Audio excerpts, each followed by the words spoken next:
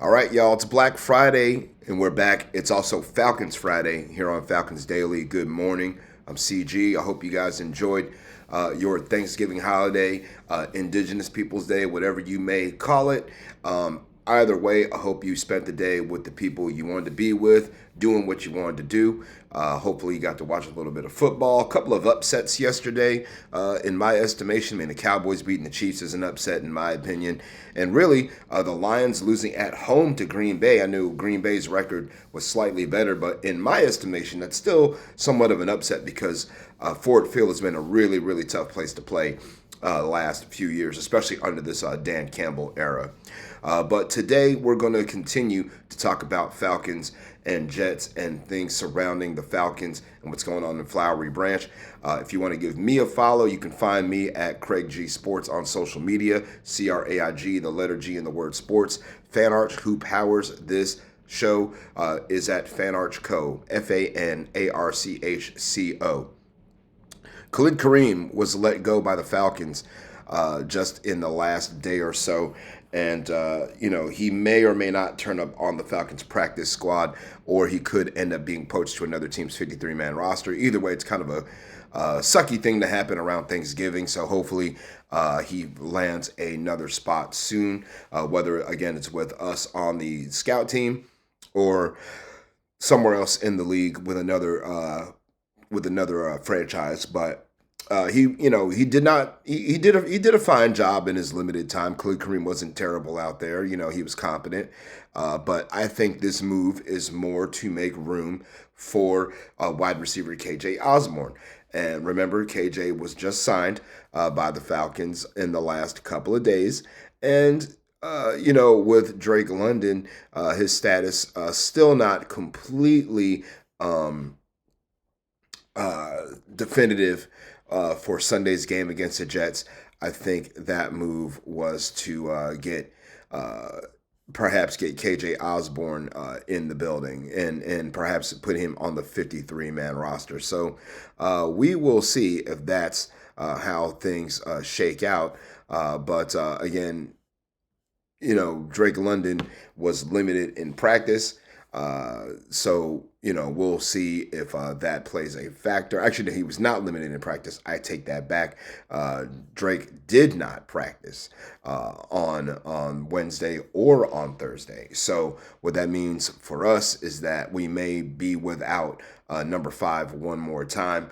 Who knows how bad the knee injury is. I mean, apparently not bad enough to put him on IR, or unless the Falcons are trying to prevent a short-term IR this back part of the season and hoping that Drake can just work his way back with just taking a little bit of time off. So, but again, his status right now is pretty much doubtful for the game. It's not official that he's doubtful. They don't want to rule him out. I think doubtful in Drake's estimation is more like out, but I think he's going to be more of a game time decision. We'll have to keep our eyes on the inactives at 11:30 a.m. on Sunday afternoon, or Sunday morning, that is. But again, Drake went down with a knee injury in the game against the Panthers, and he did not suit up against the Saints last week. We were able to get the job done offensively without him. But again, I think Khalid Kareem being released is making room for KJ to take Drake's spot this Sunday. And again, if that is the case, it gives Kirk Cousins another receiver he is very, very familiar with, someone who he has rapport with from their time together in Minnesota. And I think that will, help the Falcons offense kind of keep the ball rolling. It's going to be up to KJ to get up to speed pretty quickly. And, if he can do that, then we'll like what we were seeing against the Jets. I mean, the Jets are struggling. They're not in contention for pretty much anything other than the number 1 overall pick. So I think it's a chance for the Falcons to hopefully take advantage of that. All right. Also, we're going to look at the NFC South race as well. Hello, Harper. Taking a look here at the Falcons having some opportunities, Harper. So, I'm sure you know who the Falcons beat last Sunday afternoon. You remember who they beat? Who they beat? Who did we play last Sunday? The Saints. That's right. And the Falcons won that game. So because the Falcons won, and also another thing that helped the Falcons out, Harper, is that the Carolina Panthers lost, and the Buccaneers lost, right? They're all in the same division with the Falcons. So here's what we're looking at, folks, is this NFC South standings here. Let's take a look at that for you. And you can see, Harper, who's in first place. Buccaneers. And what is their record? How many wins do they have? 6. And they have how many losses? 5. Yep. How many wins do the Panthers have? 6. And they have how many losses? 6. Yep. So right now, the Falcons, their record right now, they have how many wins? 4. And they have how many losses? 7. Yep. So here's the thing about it. So, Daddy. We're kind of like in third place. Yes. And the Saints are last place. At least they're not in third place or second place. The Saints? Yeah. The Saints are in dead last right now. Rest in peace. Well, yeah, their season is pretty much over. Yeah, good call. But anyway, so for the Falcons, Harper, where they're at right now, they are 2 games behind the Tampa Bay Buccaneers. So they have 2 games less than them in wins and losses. So they're 2 games behind, and they're a game and a half behind the Panthers. So what that means for the Falcons, Harper, is that they cannot waste an opportunity this weekend, because the Panthers this weekend have to play against the Los Angeles Rams, and they're the best team in the NFC. The Buccaneers are going to be at home, and they're playing against the Arizona Cardinals. They have the same record as the Falcons right now, but the Buccaneers quarterback, Baker Mayfield, got injured against the Rams last Sunday night. So it's not looking like Baker Mayfield is going to play for the Buccaneers, Harper. So they're going to have to play their backup quarterback. He didn't look very good against the Rams. So this is a big opportunity for the Falcons. They need to get a win against the Jets, right? The Jets, Harper, they have the same record as the Saints. They have 2 wins and 9 losses. And the Falcons have to take advantage of this, because if they get a win and the Panthers lose and the Buccaneers lose, again, that means that the Falcons would be 1 game away from being tied for first place. They would shoot up into the standings a little bit higher. But the problem is that the Falcons have also lost to the Panthers twice, right? So let's take a look at the Falcons' schedule the next 5 weeks while we're revisiting that, okay? So we're playing the Jets this Sunday. Who do we play next Sunday? The Seahawks. Yep. And that game is going to be in Atlanta because that, and that's one advantage for us, but the Seahawks are a really good team. You see they have 8 wins and 3 losses, right? And then look who we play next after the Seahawks. Buccaneers. Yep. And that game, Harper, is not on a Sunday. It's going to be on a Thursday night. So the Seahawks, we play the Jets this Sunday, and then we play the Seahawks the Sunday after that. And then 4 days later, we're turning around and playing the Buccaneers in Tampa Bay in their house. And it's going to be a really cool visual that day for the Falcons and Bucs game. You guys may or may not know this already.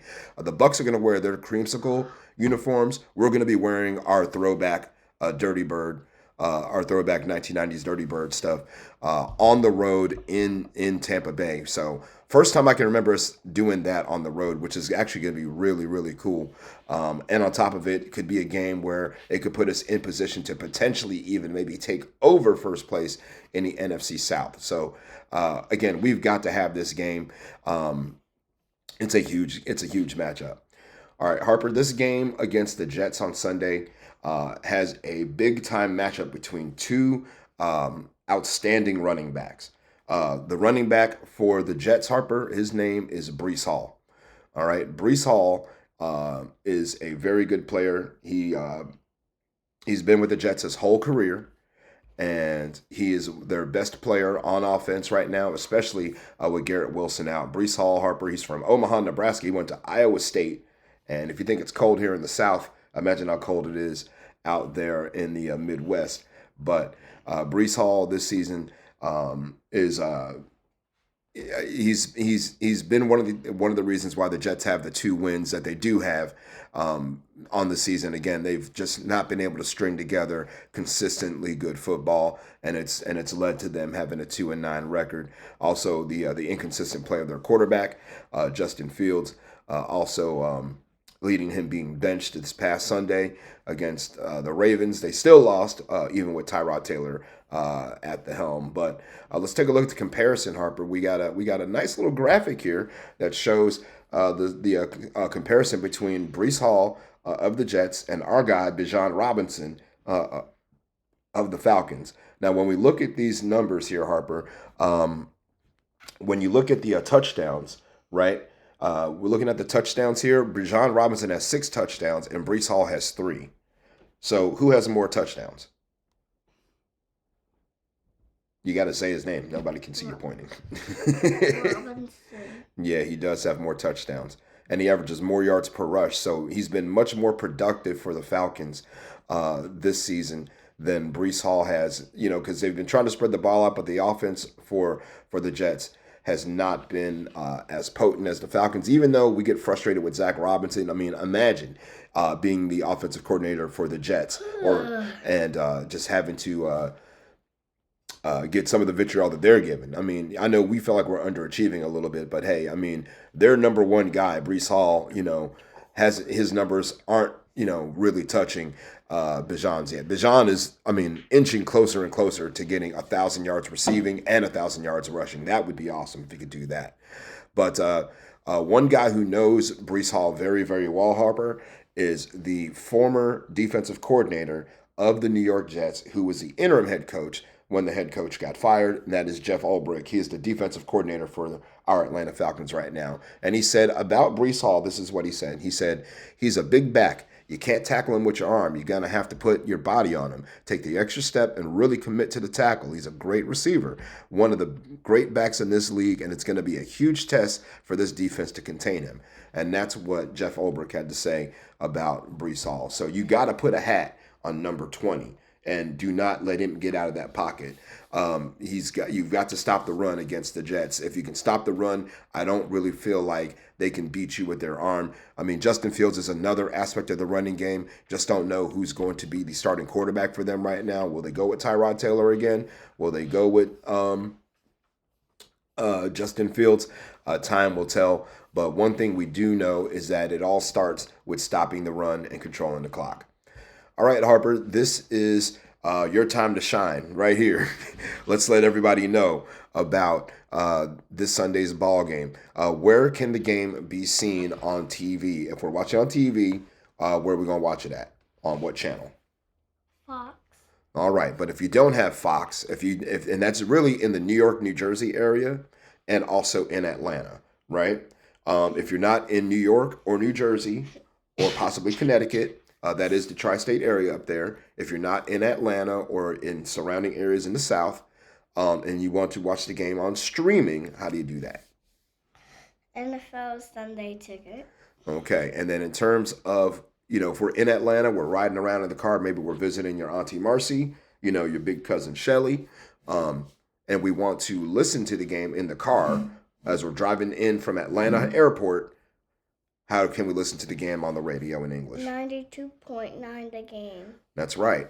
Now, if we're back home after we, if we're not down in Georgia with our visiting our family, and we are right here in the good old South, and we want to stream the game if we're listening in Daddy's car right here in good old North Carolina, where do we want to hear the game at? On Channel 384. Yep, on Sirius XM satellite radio, and that will give you the Atlanta Falcons radio network. And the last piece of information for anyone who wants to hear the game in Spanish, Harper, what is the name of the station they can listen to in Atlanta? La Major. Yep, that's right. La Mejor in Atlanta. So that's your information on how you guys can watch the game. If it's not on the screen, then it's up to you. I'll know nothing about it, okay? Wink, wink, nudge, nudge. Anyway, thanks for tuning in, everybody. Make sure you give us a like and a subscribe, and we'll be back with one more episode of Falcons Daily to break down this Jets matchup and give keys to the game, and we'll give Harper's keys to the game as well, and what she thinks the Falcons need to do to get a win on Sunday. Harper, break it down for everybody. Sayonara and buenas noches. Peace up and A-Town down. Happy Christmas, everybody.